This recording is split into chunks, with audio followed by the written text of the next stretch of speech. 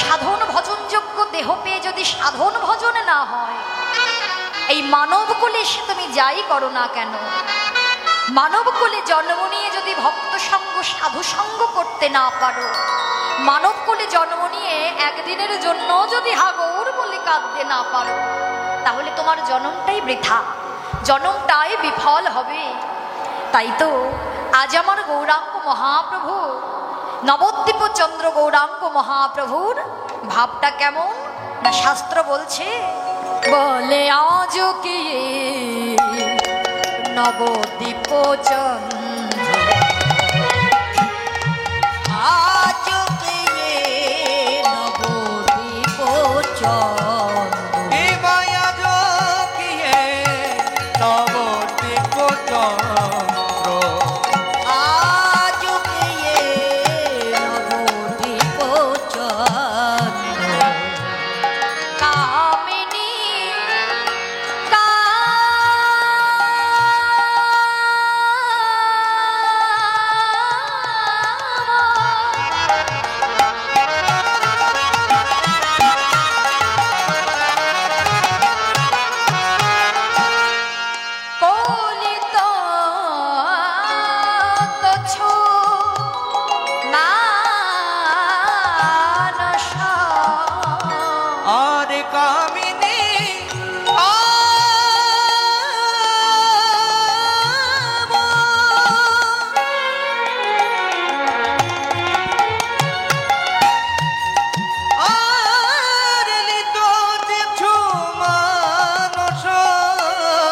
গতে আছো গজ জেনে মান্দ, গতি অছো গজদিনী মন্দ, কামিনী অবলা সতী যে রহিল, অবলা সতী যে রহিল, আমার গোরা রূপে,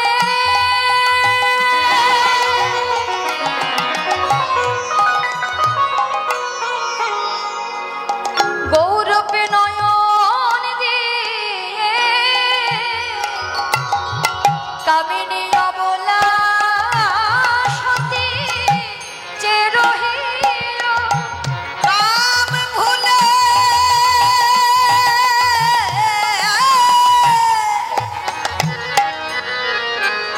কামনা নিয়ে, আমার গৌর রূপে নয়ন দিয়ে কাম ভুলে কামনা আমার নিয়ে, গৌর রূপে নয়ন আর কাম ভুলে কামনা আমার নিয়ে, গৌর রূপে নয়ন দিয়ে, কাম ভুলে কামনা নিয়ে, আমার গৌর রূপে নয়ন দিয়ে, কাম ভুলে কামনা নিয়ে, অবলা সতী জয় রহিল। হরি বল হরি বল। আজকে আমার মহাপ্রভুর ভাবটা কেমন মা, আজও কি নবদ্বীপ চন্দ্র, নবদ্বীপ চন্দ্র গৌরাঙ্গ মহাপ্রভু, কামিনী কাম কলিত তোচ্ছ মানসে গতি অচ্ছু গজুজিনী মন্দ। তাহলে কামিনী মানে কি মা, কামিনী মানে কি? কামিনী মানে হচ্ছে নারী, আর কাম মানে বাসনা, তাই তো? তাহলে আজকে কামিনী মানে কিন্তু যেমন তেমন নারী নয়, সেই স্বয়ং শ্রীমতী রাধারানীকে কথা বলা হয়েছে। তাহলে কামিনী কাম কলিত তোচ্ছ মানুষ গতি হচ্ছ গজজিনী মন, অর্থাৎ সেই বৃন্দাবনে আমার শ্রীমতী রাধারানীর হৃদয়ে বেলি মধ্যাহ্নকালে যেমন ভানু পূজার ছলে কানু পূজা করতে গিয়েছিল, কৃষ্ণ পূজার বাসনা জেগেছিল, কৃষ্ণর সঙ্গে মিলিত হওয়ার বাসনা জেগেছিল, আজকে আমার মহাপ্রভুর কিন্তু তেমন ভাব, সে রাধারানীর ভাব ভঙ্গিমা নিয়ে গতি অচ্ছু গজজিনী মন্দ। তার গমন ভঙ্গিটা কেমন হয়েছে মা, গতি অচ্ছু গজজিনী, অর্থাৎ হাতির মতো। হাতি কেমন চলে, হ্যাঁ কেমন ভাবে চলে, ধীরে ধীরে চলে, গতি হচ্ছে গজে নিমন্ত, গজ চলে ধীরে ধীরে। মহাপ্রভু আজকে গমন ভঙ্গিটা ধীরে ধীরে ধীরে ধীরে চলেছে। আর তার সঙ্গে মহাপ্রভুর হৃদয়ে যখন সেই ভাব দেখা গেল, সেই পুরব লীলার কথা স্মরণ করে মহাপ্রভু কি করছে জানো? মহাপ্রভু বলে, শোনো শোনো, মা যদি নহি পুন বসনে আবৃত তনু, মা যদি নহি পুন বসনে আবৃত তনু, মা যদি নহি পুন বসনে আবৃত তনু, কহ তুহি পূজা বসু,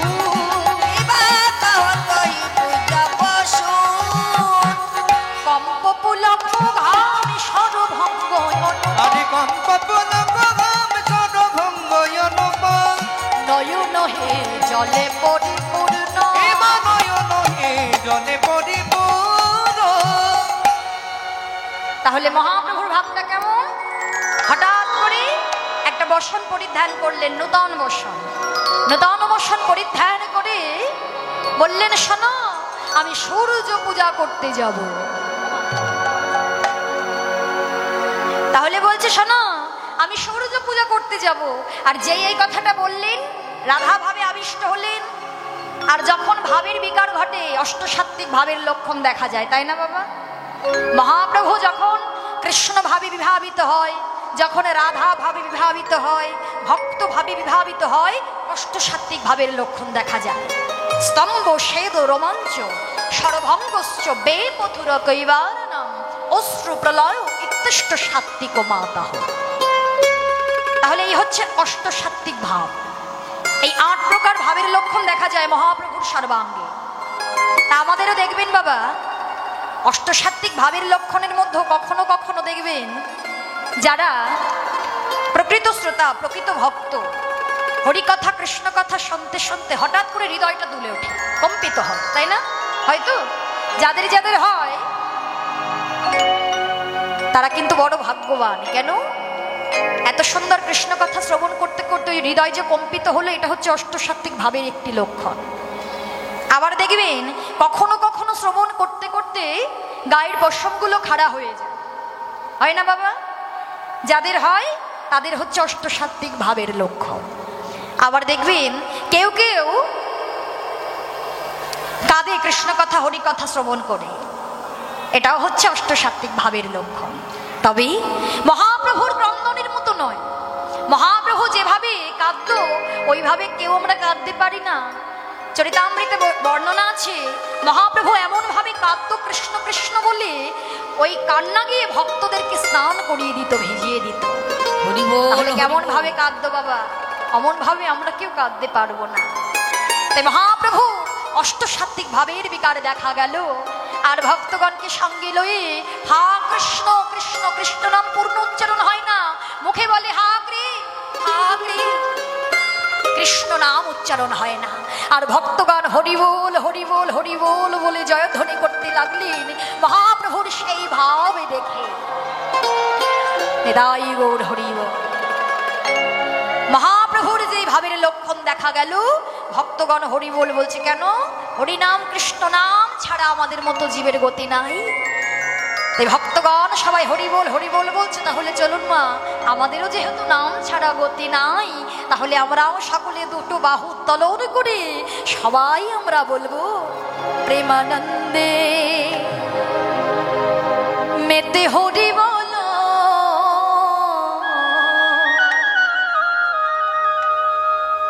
হরি নামের বন্যা জেলো,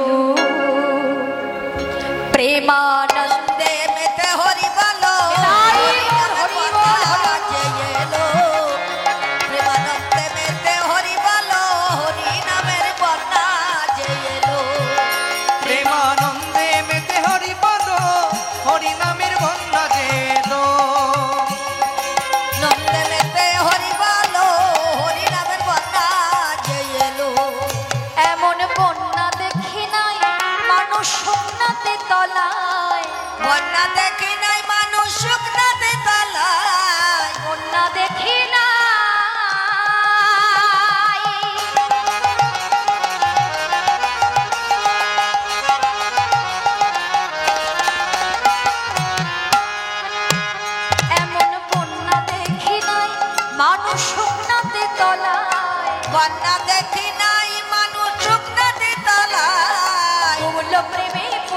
নারী জাতির বিচার নাই। হরি বল হরি বল।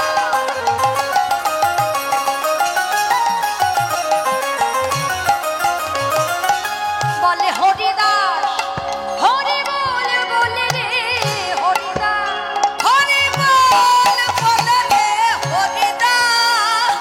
হরিদাস সে কাজীর ছেলে সেও বুঝি তোরে গেল। হরিদাস কাজীর ছেলে সেও বুঝি তোরে গেল। হরিদাস সে কাজীর ছেলে সেও বুঝি তোরে গেল। হরিদাস কাজীর ছেলে সেও বুঝি তোরে গেল। হাত দুটো ফাঁকা কেন বাবা? একটু করতালি দিতে হবে না? হরি নামের বন্যা যে এলো, রাই বল হরি বল। হরি বলো হরি নামের কথা যে এলো।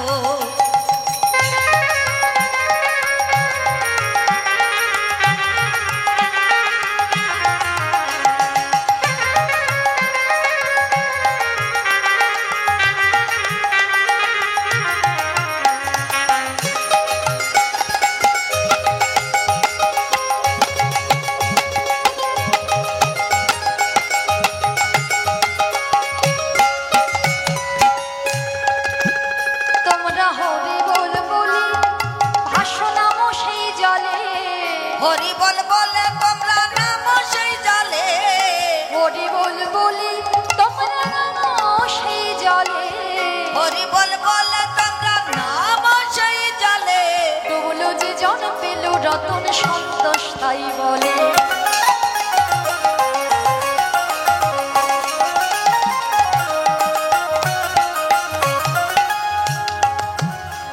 তোমরা হরি বল বলে তোমরা নামো সেই জলে।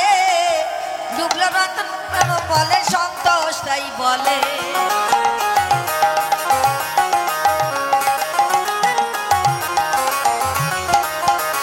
বলে ডোবার মতো যে ডুবেছে সেই বুঝি রতন পেল। ডোবার মতো যে ডুবেছে সেই বুঝি রতন পেল। ডোবার মতো যে ডুবেছে সেই বুঝি রতন পেল। ডোবার মতো যে ডুবেছে সেই বুঝি রতন পেল। যে জন ডোবার মতো সংকীর্তন রসে নিজেকে ডুবিয়ে দিতে পেরেছে তারা কিন্তু রতন পেয়েছে। ডুবুরি যেমন এক ডুবে রত্ন তুলে আনতে পারে, যে জন প্রকৃত ভক্ত হয় ডোবার মতো যদি সে ডুবতে পারে সেও কিন্তু রত্ন তুলে আনতে পারে। তাই তো হরিনাম কৃষ্ণ নাম করতে হবে। হরিনাম কৃষ্ণ নাম ছাড়া গতি নাই। হরিনামের বন্যা যে এলো, রাই বল হরি বল। প্রেমেতে হরি বলো হরি নামের কথা যে এলো। প্রেমানন্দে মেতে হরি বলো হরি নামের বন্যা যে এলো। প্রেমানন্দে মেতে হরি বলো হরি নামের কথা। হরি বল হরি বল। হরি নামের বন্যা যে এলো। হরি নামের কথা যে এলো। হরি নামের বন্যা যে এলো। হরি বল হরি বল। তাই তো আজকে মহাপ্রভুর ভক্তগণ মহাপ্রভুর সেই ভাবটা দর্শন করছে। আর মহাপ্রভু হঠাৎ করে যেহেতু নূতন করে শাড়ি পরিধান করেছে, তা আমরাও তো সবাই শাড়ি পরি, তাই না মা? তা আজকে মহাপ্রভু কেমন ভাবে শাড়িটা পরেছে? তা আমরা যখন মায়েরা শাড়ি পরিধান করি তা আমরা আঁচলটা কোন দিকে দেই মা? হ্যাঁ সে কি গো বলো, শাড়ি এখন কেউ পরেই না, এখন কি করে জানবে যে কোন দিকে আঁচল দেয়? আলে কালে যাও বাপু একদিন পরিয়ে, এ তো মহা সমস্যা। হঠাৎ করে যদি বলে তাহলে কি আগে দেখতে হবে তারপরে বলতে হবে কোন দিকে আঁচল করে শাড়ি পরে গো? বাম দিকে? ও হরি বল হরি বল। তাহলে বাম দিকে আঁচল করে শাড়ি পরে, তাই তো? তা মহাপ্রভু কি সেইভাবে পড়েছে? বলো, তোমরা অনেক দিন ধরে শ্রবণ করছো, তোমরা আমার থেকে অনেক বেশি জানো। হ্যাঁ, তা বলো মহাপ্রভু কি সেইভাবে পরিধান করেছে? বলো না। হ্যাঁ, বাবা বলছে হ্যাঁ, কিন্তু না। রাধে রাধে। উত্তর ভারতে যখন বৃন্দাবনে দেখেছেন মায়েরা কেমন ভাবে শাড়ি পরিধান করে, ডান দিকে আঁচল করে ব্রজগোপীরা। তা মহাপ্রভুর তো সেই ভাব, তাহলে সে কেন আমাদের মতো করে শাড়ি পরবে? কি গো, সে তো তেমন ভাবে, সে তো বাঙালি না। উত্তর ভারতে যারা মায়েরা আছে তারা যেমন ভাবে ডান দিকে আঁচল করে শাড়ি পরে, মহাপ্রভু যেহেতু সেই রাধা ভাবে আবিষ্ট হয়েছে, আজকে ডান দিকে আঁচল করে শাড়িটা পরিধান করেছে। শাড়িটা পরিধান করে মহাপ্রভু আমার নিজের বদন খানা ঢাকতে লাগলেন। আর আজকে মহাকবি পদকর্তা একপাশে মহাজন দাঁড়ায় কলম দিচ্ছে, দেখো দেখো গোরাবাম ভুজহি বসনে মুখ ঝাপই, গোরাবাম ভুজ হিব সনে মুখ ঝাপই। আরে গোলাবাম ভুজহিব সনে মুখ ঝাপই। গোরাবাম ভুজহি বসনে মুখ ঝাপই। আর গোরাবাম ভুজ হিব সনে মুখ ঝাপই। বাম নয়নে ঘন ছায়া, বাম নয়নে ঘন চায় চায় গো। আরে বাম নয়নে ঘন যায়। আরে বাম নয়নে ঘন চায়। এই রাধা মোহন দাস চিতে অভিলাষ, এ রাধা মন দাস চিতে অভিলাষই। ওই চরণে জনপাশ, সয় চরণে জন্মাস পায়। আর তো চরণে যেন পায়। আরে সয় চরণে জন্মাস। ওরা বদন ঝাঁপিয়েছে। হরিবদনে ঝাঁপিছে, বদন ঝাঁপিছে। ওমা, গোড়া আমার বদন ঝাঁপিয়েছে, অর্থাৎ বদনটা ঢেকে দিচ্ছে বসন দিয়ে, তাই তো? তা কোন করে কোন করে কোন করে বসন নিয়ে বদন ঝাঁপছে বলো তো, বলো? যদি ডান দিকে আঁচল করে শাড়ি পরে, কোন করে বসন দিয়ে বদন ঝাঁপছে?